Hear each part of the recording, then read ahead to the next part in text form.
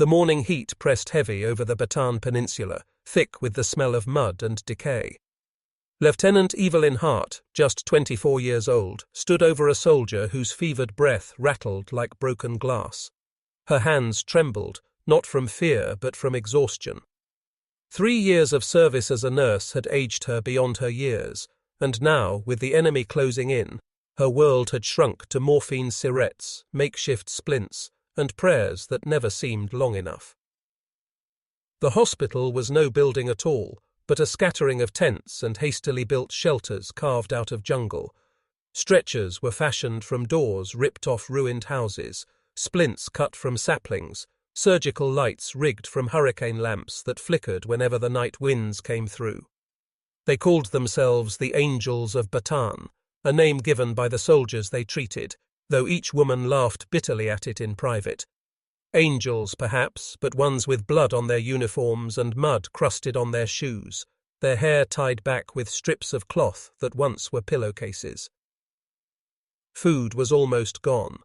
Salt had disappeared, sugar became only a memory, and the coffee was blackened water that barely deserved the name. The men wasted away before the nurses' eyes, their cheeks hollow, their bodies shrinking under tattered uniforms. Nurses whispered the names of vitamins like holy words: thiamine, riboflavin, niacin. They had no pills to give, only thin rice gruel and a determination that refused to bend. The wounded filled every corner of the makeshift wards. Dysentery scrawled its signature across weakened bodies. Malaria shook men until they bit through their lips. Beriberi swelled ankles and turned hearts fragile. Nurses became experts at triage, knowing that every decision might condemn one man to death while giving another a thin chance at life. Yet through the despair there was also beat. Orti, sunlight breaking through a torn canopy, the sharp flash of a kingfisher's wings over a ditch, the sound of laughter when a soldier cracked a joke too crude to repeat. By April 1942, Bataan collapsed. The surrender was not marked by a single shot, but by silence. Guns laid down, belts unbuckled, heads bowed in disbelief. For the nurses, surrender meant one question only: what happens to the wounded? They worked feverishly to load as many patients as possible onto barges bound for the fortress island of Corregidor. Decisions came down to seconds. Who could survive the journey? Who had to be left behind? These choices carved scars into their hearts deeper than any wound a scalpel could heal. On Corregidor, the tunnel of Malinta swallowed them. It was a labyrinth dug into the rock, a world apart, where electric lights flickered and the air hummed with generators. Inside those tunnels, the nurses found something resembling a hospital. Wards lined with cots, surgery rooms carved into alcoves, radiology cobbled together from equipment salvaged from Manila. The air smelled of Lysol and ether, though the ether was running low, and the smell of sweat and blood always overpowered the disinfectant. The women worked without pause. 7 minutes of sleep counted as luxury. They stitched torn flesh, drained abscesses, and counted supplies until the numbers mocked them. They learned the language of artillery, the way shells punched the earth above, the way dust drifted down from the ceiling. Men called them angels still, and though the nurses no longer recognized their own faces in cracked mirrors, they wore the name like armor. But Corregidor could not hold. By May, ammunition dwindled and food was gone. The sea offered no salvation. Resupply was impossible. On May 6th, the order came down at last: surrender. The word cut like a scalpel, leaving everything bare. Nurses straightened bandages that would never be changed again, set aside instruments they would not use, and folded blankets over dying men, because dignity was the last gift left to give. When Japanese soldiers entered Malinta Tunnel, the women stood rigid in their white uniforms. The enemy did not look like monsters. They looked like tired men in sweat-stained uniforms, rifles slung casually as if war were only another chore. Fear curled in the nurses' stomachs like smoke. Would they be treated as prisoners of war or as something worse? The answer came quickly. They were ordered outside, counted, written into lists. Evil in heart saw her name transcribed into Japanese handwriting, her identity reduced to a line on a page. They were declared prisoners, though none of them yet understood what that would mean. They were herded onto trucks and driven to Manila. The journey was brutal, sun scorching through canvas tops, bodies pressed together, the sharp stench of exhaustion and fear. Yet outside the trucks, life went on. Filipino villagers washed clothes in rivers, children waved shyly, churches stood with bell towers shattered but doors still open. War had scarred the land, but the land refused to stop breathing. Their destination was the University of Santo Tomas, its Spanish-style walls now wrapped in barbed wire. Once a place of learning, it had been transformed into an internment camp, crowded with civilians and soldiers alike. Here the nurses learned new rules, roll calls, curfews, censored letters, food rations that mocked hunger. A cot if you were lucky, the floor if you were not.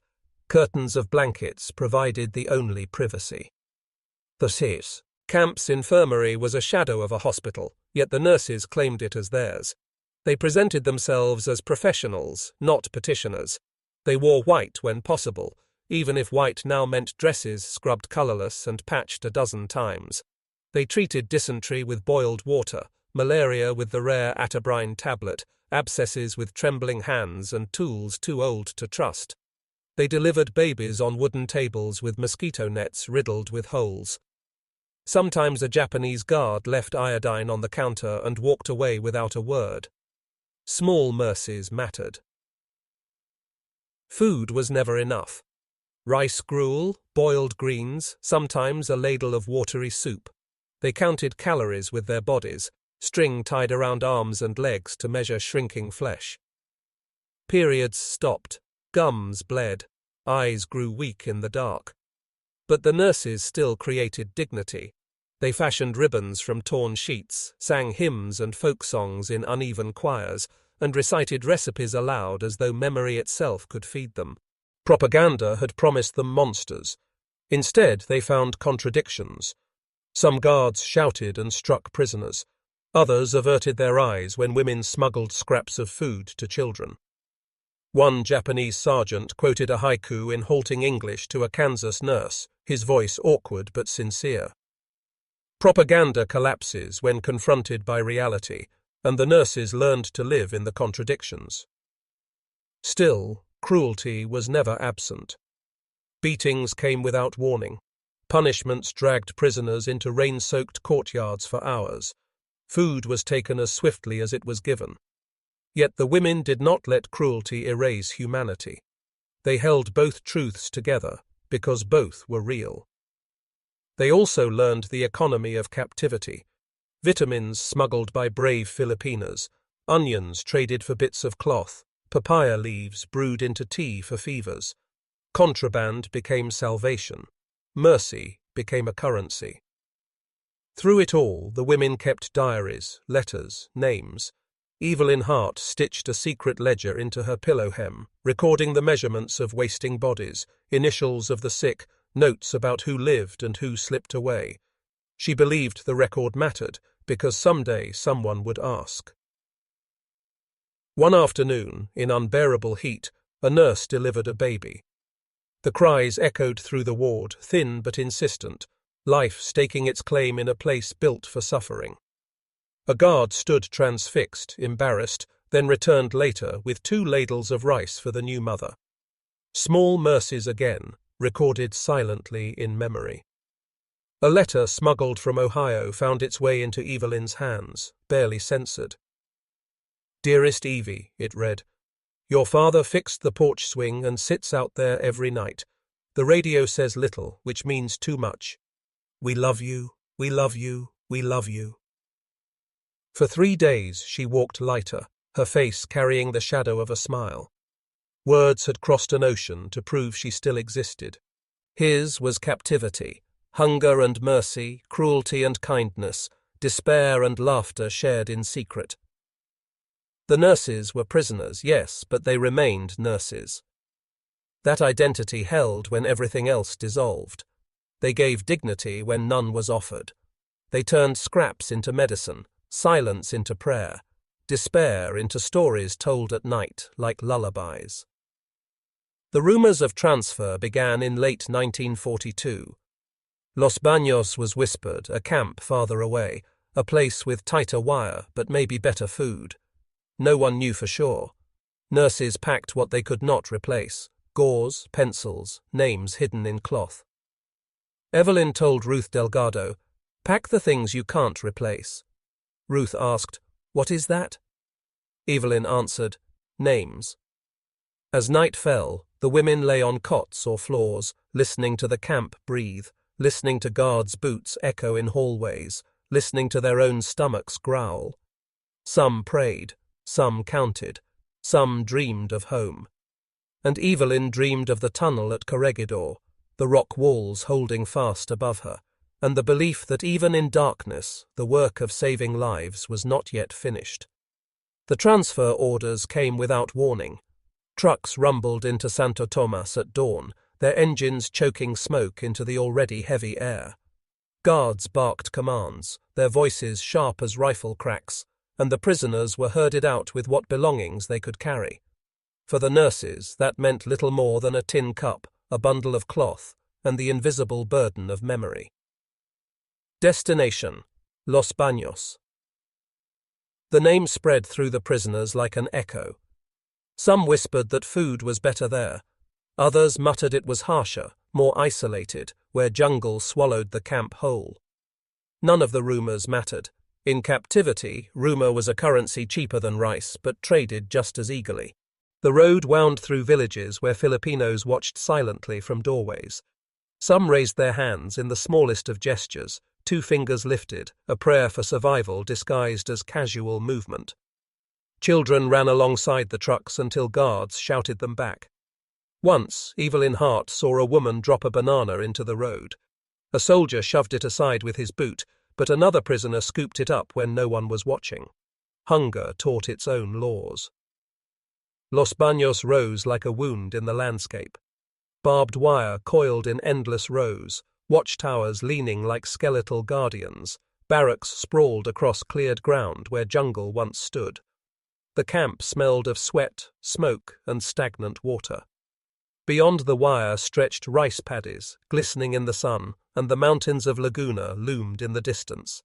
It was beautiful country, made ugly by wire. The nurses were assigned a barracks, long wooden structures with tin roofs that trapped heat until air shimmered. At night, the sound of insects roared so loudly it was like sleeping inside a storm. Cots were scarce, so most women lay on mats or directly on the floor. Privacy vanished. Dignity became a negotiation. Daily life arranged itself into rhythms of survival. Roll call at dawn, rice ration at noon, curfew at dusk. Food was measured not by meals, but by spoonfuls. Thin rice, sometimes mixed with papaya leaves, occasionally flavored with fish heads if luck favored them.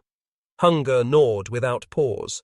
Cheeks hollowed, arms shrank to sticks, hair fell out in clumps. The nurses began to joke that they could diagnose malnutrition by looking in a mirror. Yet work did not stop. The infirmary was a barracks corner with a few tables and the nurses' iron resolve. Patients filled it every day, malaria shaking bodies like rag dolls, dysentery emptying men until only bones remained, tropical ulcers that refused to close. The new nurses cut bamboo to fashion splints, ground papaya seeds into poultices, brewed guava leaves into teas. What textbooks never taught, the jungle supplied. Improvisation became medicine. They were not alone. Filipinos risked their lives to smuggle food into the camp. Bananas hidden in baskets of laundry, eggs slipped beneath piles of rags, notes carried by children who pretended to chase balls too near the fence. One nurse, Ruth Delgado, caught sight of her cousin one day, standing just beyond the wire. Their eyes met, a fraction of a second. Then he was gone. But later that night, a small sack of cassava appeared near the latrines. She never knew how it got there. The guards were unpredictable. Some treated prisoners with indifference, as though they were already ghosts. Others enforced discipline with sudden violence. A nurse who lingered too long at the fence was struck with a rifle butt. Another, caught with an extra ladle of rice, was dragged into the yard and slapped until her ears rang for days. The line between mercy and cruelty was as thin as the barbed wire itself. But even in captivity, life insisted on continuing. Babies were born inside Los Baños. One night, Evelyn Hart crouched over a woman whose cries pierced the barracks like a blade. With no anesthetic, no sterile instruments, only boiled water and trembling hands, Evelyn delivered a child into the world. The newborn wailed, a sound so shocking in its vitality that prisoners in nearby huts fell silent, listening. For days afterward, guards brought extra ladles of rice to the mother. They never explained why. Death, too, visited often. Malnutrition claimed the frail first. Dysentery weakened even the strongest. When prisoners died, they were wrapped in blankets and carried beyond the wire to shallow graves. The nurses attended every burial, whispering prayers, holding hands, refusing to let the dead vanish unmarked. Even in starvation, they gave dignity. The seasons turned. The rains came, flooding the barracks until mats floated on brown water. Mosquitoes bred in swarms. Skin broke into sores. Yet the nurses endured. They braided each other's hair with combs carved from bamboo. They sewed scraps of cloth into makeshift uniforms, insisting they would look like nurses even if their bodies shrank to shadows. Propaganda filtered in through rumors and guards' mutterings. Japan was winning, then losing, then winning again. Radios were forbidden, but scraps of news traveled through civilian internees who overheard things from Filipino laborers. Names like Midway, Guadalcanal, Leyte whispered through the camp like incantations. Each rumor carried hope, then fear, then doubt again. The war outside was a storm they could not see but always felt. In the midst of hunger and rumor, faith became lifeline. Hymns sung softly at night, prayers whispered over bowls of rice, verses recited like mantras. Some women lost faith, their prayers collapsing under weight of suffering. Others found it deepened, a fire that burned even when flesh wasted. Evelyn wrote in her secret diary, "We pray not for freedom, but for strength to wait for it." One day, an American plane flew overhead. Prisoners rushed into the yard, shouting, waving rags. Guards screamed for them to return inside, but the sound of engines lingered long after the plane vanished. For the first time, hope became more than rumor. Hope had wings. The Japanese tightened discipline. Food rations shrank again. Punishments grew harsher. Missionaries whispered of executions in nearby villages. At night, gunfire echoed from beyond the paddies. Yet the nurses still walked the wards, still wrapped bandages, still held fevered hands. They told each other stories of home, porch swings in Ohio, citrus groves in California, snowstorms in New England. They remembered the smell of coffee, the sound of church bells, the taste of butter.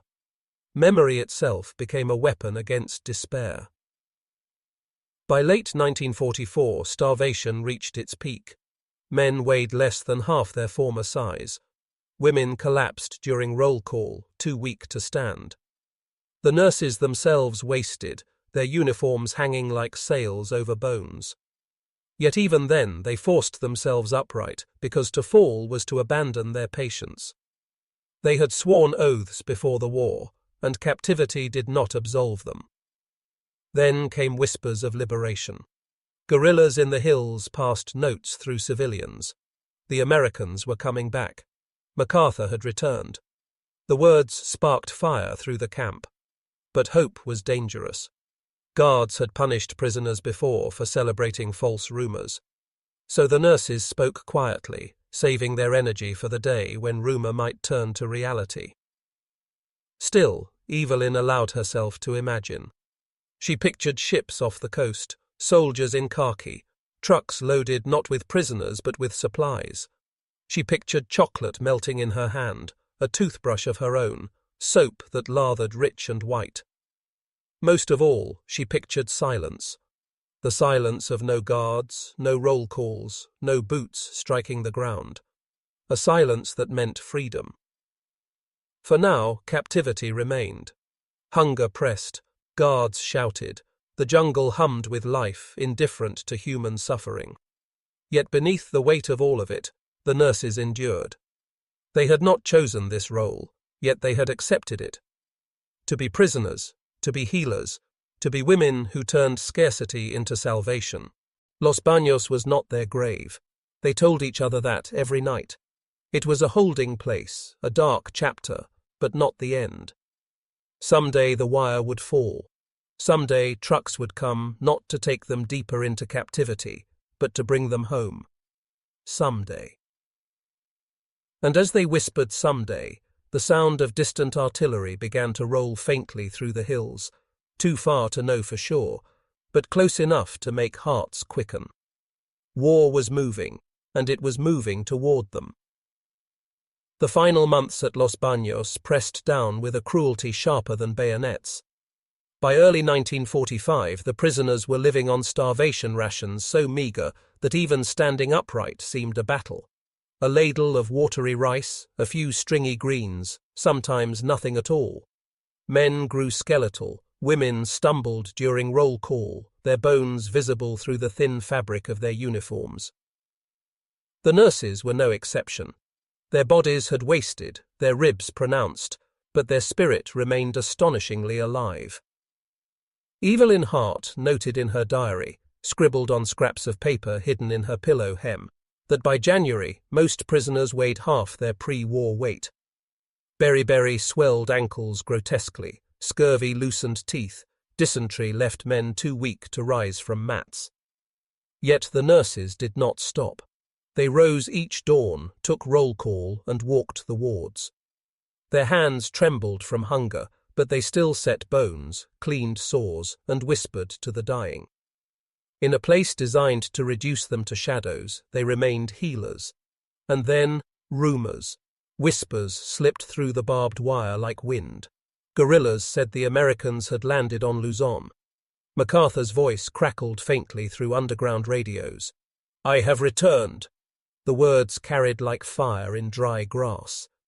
Prisoners dared not celebrate openly, but inside, hearts leapt. Hope was dangerous, but it was also impossible to kill. The Japanese sensed the shift. Guards grew harsher, beatings more frequent, food rations cut further. Everyone in Los Baños understood the danger.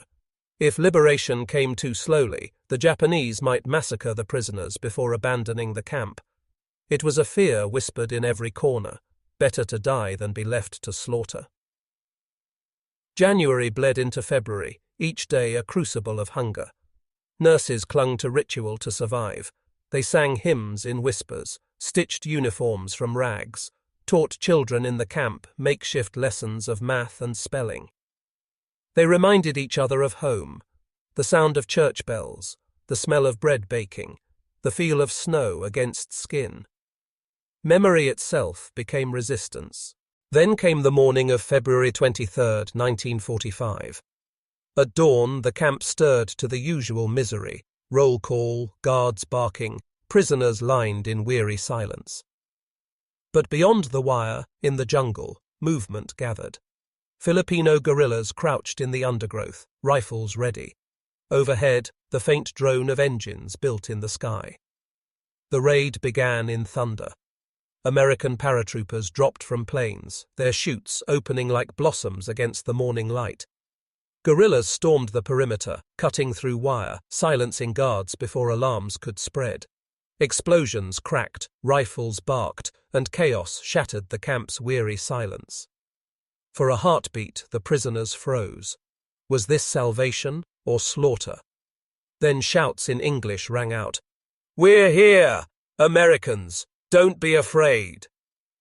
The words pierced like lightning. Prisoners surged forward, tears streaking hollowed faces, laughter and sobs rising in the same breath. Nurses clutched each other, unable to believe the sight of paratroopers crashing into their world like angels armed with rifles. Evelyn Hart remembered the moment forever. A soldier, dirt-streaked and grinning, shouted, "We've come for you, ladies!" He thrust chocolate into her hand. She stared at it as though it were treasure. In truth, it was. In that melting square of chocolate lay proof that captivity was ending. The raid was swift but brutal. Guerrillas and paratroopers fought hand-to-hand with Japanese soldiers inside the camp. Prisoners huddled as bullets tore through walls, the smell of cordite mixing with the smoke of burning huts. The nurses moved instinctively, tending to the wounded even amid the battle. They tore strips from skirts to bind wounds, pressed trembling hands against bleeding shoulders.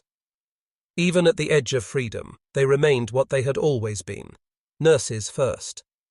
When the gunfire eased, the order came: evacuate. Trucks waited beyond the bar. Wire.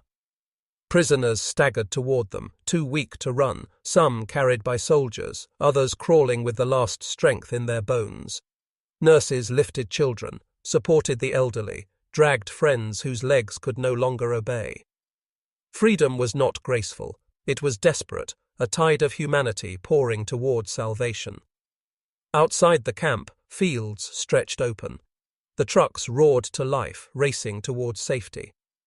Behind them, smoke curled from Los Baños, a camp of hunger and despair collapsing into ash. Prisoners clung to each other, stunned by the sudden reversal. Yesterday they had been shadows. Today they were survivors. The journey to safety was a blur of exhaustion and wonder. Soldiers pressed food into their hands, cans of meat, tins of milk, bread so white it dazzled the eyes.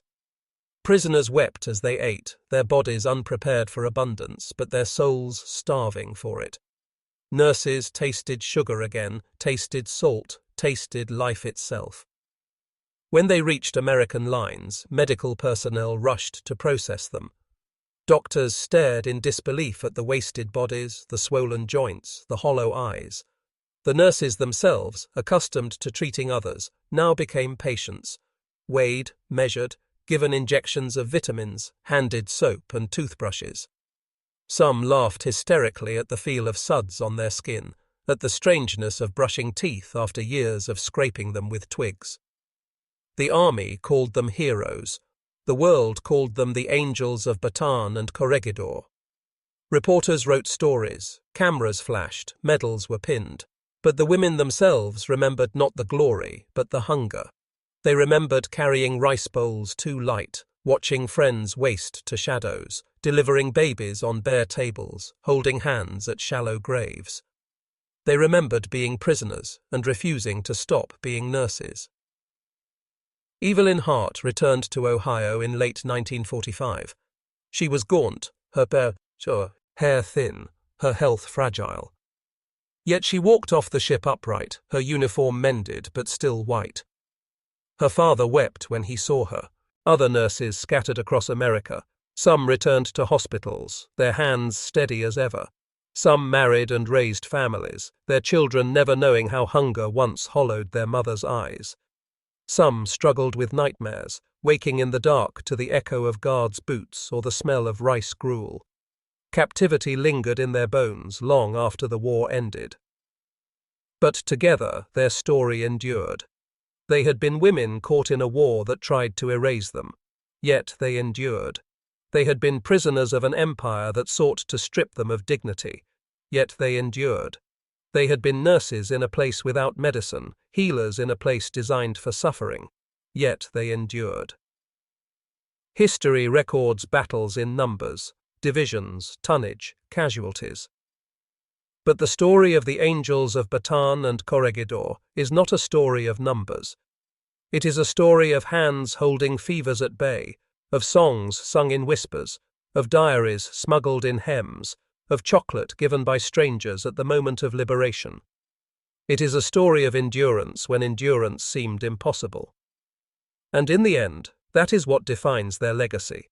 Not the cruelty of their captors, not even the heroism of their liberators, but their own refusal to let captivity erase compassion. In the worst of circumstances, they gave dignity. In the face of despair, they gave hope. In a war that sought to make them powerless, they remained powerful in the only way that mattered. They remained nurses. The angels of Bataan did not see themselves as extraordinary. They were simply women who did their duty. But history has given them another name: survivors who turned suffering into testimony, whose story endures not only as tragedy, but as proof that humanity survives even in captivity. When asked years later what sustained her, Evelyn Hart answered quietly, "We never let go of being nurses. That was the only freedom they couldn't take."